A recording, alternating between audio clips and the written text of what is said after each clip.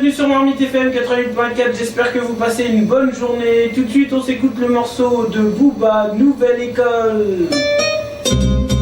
Dernière née des radios associatives, la Maison de l'Action radiophonique et de la mobilité des idées sur Trappes et ses environs, comprenez la Marmite, s'est installée cet été sur le 88.4. Une nouvelle radio associative qui place la barre très haut en proposant des programmes citoyens, éducatifs, culturels, mais aussi expérimentaux, à l'image des jingles de la station, pour le moins inédits sur la bande FM. Les disciples, est-ce qu'aujourd'hui vous avez écouté Marmite FM? Oui. Est-ce que demain vous écouterez Marmite FM? Oui. À l'antenne, ce sont les bénévoles qui s'expriment et plus particulièrement les habitants de Trappes. Toutes les émissions sont réalisées par des amateurs, mais pas question pour ces responsables d'en faire une radio de seconde zone. Je voulais une antenne professionnelle parce que c'est pas parce qu'on est associatif qu'on peut se permettre de faire tout et n'importe quoi. Et c'est vrai que moi j'avais envie d'une antenne professionnelle. C'est pour ça qu'on se donne le droit de refaire et de refaire des émissions, de faire un pilote, de refaire une émission jusqu'à temps qu'elle soit professionnelle à mon goût. Des émissions qui recherchent une qualité professionnelle ouverte sur la musique, les communautés ou encore les écoles, qui viennent compléter une grille musicale tout aussi diversifiée. On essaye de toucher un maximum de la population de Trappes, donc on met carrément tous les genres de musique. On a eu des retours, il y a des personnes qui nous disent qu'ils aiment bien justement, puisqu'il y a un mélange de plein de genres de musique et des gens qui n'écoutent pas forcément de la chanson française, ils écoutent quelques morceaux, ils disent « Ah tiens, celui-là il est bien », donc ils commencent à apprécier. Donc on essaye de bien faire ça pour que tous les gens de Trappes apprécient bien cette radio. L'antenne de Marmite FM n'a pas fini de se développer, une émission sur les droits des citoyens est en cours de préparation, mais pour recevoir chaque jour de nouvelles propositions, il faut avant tout faire connaître la radio.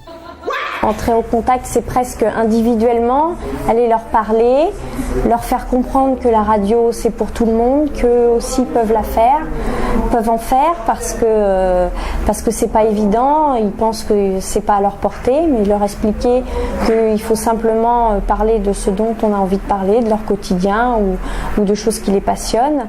Que vous soyez trappiste ou non et si vous avez des projets d'émission, contactez directement la radio. Pour les grands timides qui préfèrent rester derrière leur poste, Marmite FM émet sur un rayon de près de 30 km les lundis, mardis, jeudis et vendredis de 13h à 18h et le mercredi de 13h à 21h. Le week-end, les ondes sont en ébullition à partir de 9h jusqu'à 13h. Allez, bonne journée, écoutez Marmite FM 88.4.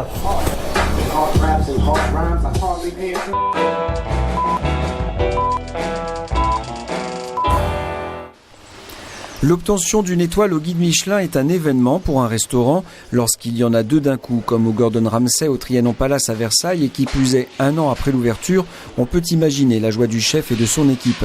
Simone Zanoni est le chef des cuisines chargé de veiller au respect de la qualité. Gordon Ramsay, nom du chef cuisinier écossais auprès duquel il travaille depuis 12 ans.